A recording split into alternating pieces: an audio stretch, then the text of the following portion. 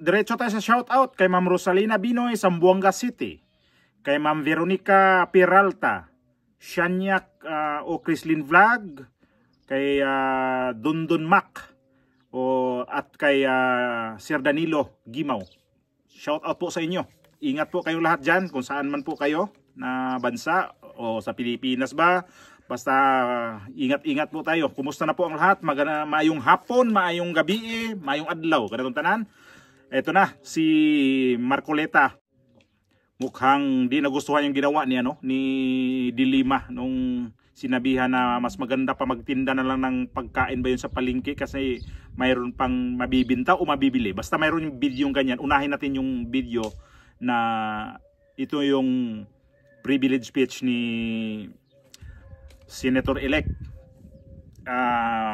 Rodante Marcoleta na tinamaan talaga ng husto. Nila mukha talagang sapul na sapul itong si Dilima sa sinabi ni Senator-elect Rodante Marcoleta. Video, ayan.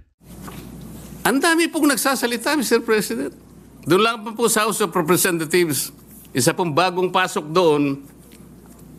Ngunit patagal na pong nagserbisyo sa ating bansa. Naging senadora, naging Secretary of Justice, naging chairman ng Human Rights Commission. Alam po ba kung ano sinabi niya sa isang panayam? Ito po, nakuha ko. Harap-harapan na tayong niloloko. Kakaibang korte ito. Sana sa palengke na lang final ang impeachment case. At least doon, may nagtitinda ng totoo. Sana po, magtinda po siya ng matagudtod na kanin dyan sa Samar. Baka may bibili kaya. Pwede kaya siyang pumunta dyan sa Pampanga po para magbenta ng magadto na kanin. Kung may bibili, baka sakali. Pumunta kaya sa Panay para magbenta ng lagdos na kanin. Wala po siguro, Mr. President. Baka ngayon dagan dingding, hindi pa patusin. Huwag pong ganun. Ang dami na pong nagsipagsalita. Samantalang hindi po nila nakita. Ang dami, kayo po nagsimula ng mali. Hindi naman po sinasabi ng Korte Suprema na kailanman ay huwag kayong mag-impeach, huwag na kayong mag-file. Ayusin nyo lang po eh. Yun lamang po ang gustong mangyari dito. Ayusin nyo. You want to impeach the Vice President, do it in the right way. Hindi naman po tinignan ng merito eh. Ang sinasabi yung proseso, hindi po nyo sinunod eh. Sinasabi na nga, walang impeachment complaint bukod sa isa. Laban sa isang opisyal sa loob ng isang akalain mo namang 4 po kagad ang ipinay. Pagkatapos yung 4, i-consider mo na isa. Hindi naman po yata tama yun. Ito si Dilima kasi, ang feeling niya kasi, pokit nang galing siya sa dating senador, bago siya mag-senador, nagiging ano ba to siya, sa human rights na mga abogado. Doon to siya.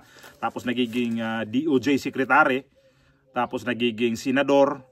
Napaka-controversial na pagka-senador kasi nga gawa yung pagkapanalo niya ay galing ho sa hindi magandang gawain yung kanyang ginastos. Alam naman natin yon lahat na hearing pa yon o nag-investigasyon pa yon sa Senado. Kaya lang sinuwerte talaga tong matanda na to kasi nakalabas. Sabihin ka na ng matanda kasi alam nyo kasi ganito mga klaseng mga senadora galing ka pa sa SOJ bastos eh. Di niya akalain na itong si Senator Rodante Marcoleta, akala niya di siya kasahan. Ito yung sinasabi na binabasa lang yun ni si Senador Marcoleta, yung sinabi ni itong si Dilima. Ito yung sinabi mismo sa video ni Dilima na naglabas ng sarili niyang video. Ayan, pasok natin yan. Pasok video, pasok. Harap-harapan na tayong niloloko. Kakaibang korte ito. Korte ng kababalaghan. We have just witnessed proceedings without boundaries, while the Constitution, the law, and the rules burn. By remanding the impeachment complaint to the House, the Senate simply made things up as it went along, without care for either constitutionality or propriety. Di na kinailangan ng abogado dito dahil wala na sa batas ang pinag-usapan. Kaya tuloy, sana sa palengke na lang final ang impeachment case. At least doon, may nagtitinda ng totoo. Ang ano niya, parang feeling niya, sobra niya ng lakas kasi ngayon, ML party list, na congresswoman, feeling niya talaga malakas na malakas ako dito kasi nanalo yung yung party list ko. Uy, De Lima, umayos ka. Alam mo, sa lahat ngayon ng mga baguhan na na nanalo, isa to sa pinakamaingay. Ito yung pumalit kay Franz Castro. Kung tutuusin, Franz Castro at saka ito si De Lima, ang layo ng kanilang pagkadiferensya. Kasi ito, abogada to eh. Si Franz Castro, sabi, may narinig ako niyan, hindi naman daw yan totoong maestra eh. Uy, kawawa yung mga maestra. Dinadamay kayo nito ni Franz Castro na kunyari maestra, pero sabi, wala daw tong pangalan sa doon sa mga let ba yun? Yung license, basta yun, sa mga listahan ng pagkamaestra, wala daw ho ito. Baka may naghanap, may niyan, may nagbanggit sa kanyang video na wala daw ho yan sa listahan doon sa let na yan. So ewan ko kung totoo, so di ko rin ni-research kung talagang ba talaga siya, maestra ba talagang totoo. Ito yung pumalit, si De Lima. Babanggain niya to si Senator Marcolita. Ito na nga yung sabi ko, version na Miriam Defensor Santiago, itong si Marcolita. At ang gustong-gusto ko talaga nito ni Marcolita nga, dahil hindi to OA. Hindi kagaya nito na mag-ingay ka lang para makilala ka sa mga media, makilala ka sa mga makilala ka sa mga tao, kunyari tirador ka. Pero ito si Marcolita, nakita ba natin ito na pa-English talaga? Hindi. Mayroon siya mga ini-English pero hindi talaga siya nag-focus doon sa sabihing English. Nagtatagalog to, di kagaya kay De Lima. Porkit galing ng kung anong niya, controversial naman nagiging senador to eh. Tinakulong pa nga eh. Ito yung ginawa niya sa dati ng pagpakulong nga sa mga dating mga senador nung siya pang SOJ, bumalik din sa kanya noon.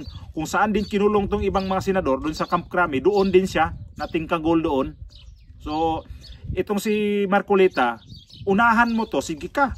Kasi hindi ka talaga dito hindi ka talaga aatrasan nito. Hindi, ay nako, wala akong nito ni Marcolita na aatras to sa ibang lalaban talaga to ng debatihan. Kasi makikita natin sa kanyang hindi ngumingiti masyado. Na sa tingin ko sa kanya parang suplado, pero suplado na may dating na mga bagay sa kanya talagang pagkaabogado. Kasi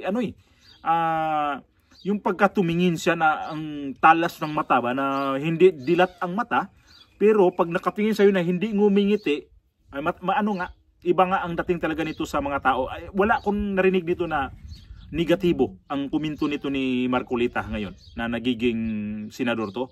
Positibo, lalo na yung sa panahon ng deliberation o kaya sa mga yung kuro-kuro nila doon ni Soto, kung sino pa yun ni Risa Hontiveros. Oy, doon napahanga ang maraming tao.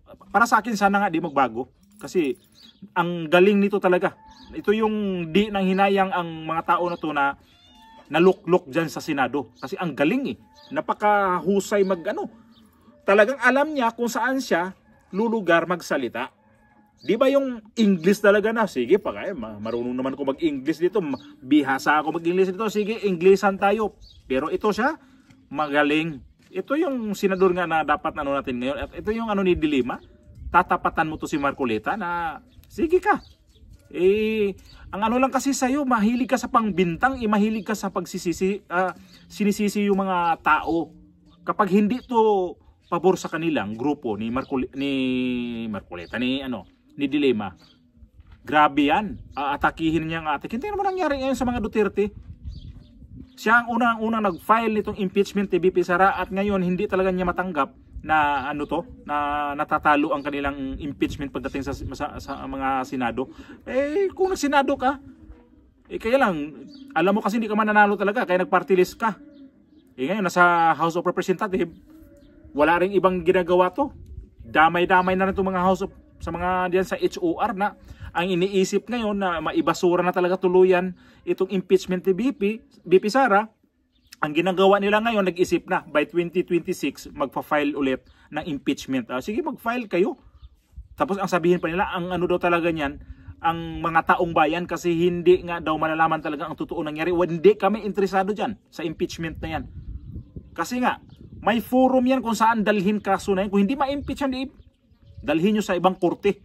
Dalhin nyo sa ombudsman, dalhin nyo sa kuwa. Hindi, kuwa din naman yan korte. Doon niya ibulat-lat ang pinagsasabi ninyong yung piatos-piatos na yan. Doon nyo dalhin ang mga pangalan na yan, kung sinong mga pangalan niya na yung Villamin, doon nyo makikita yan.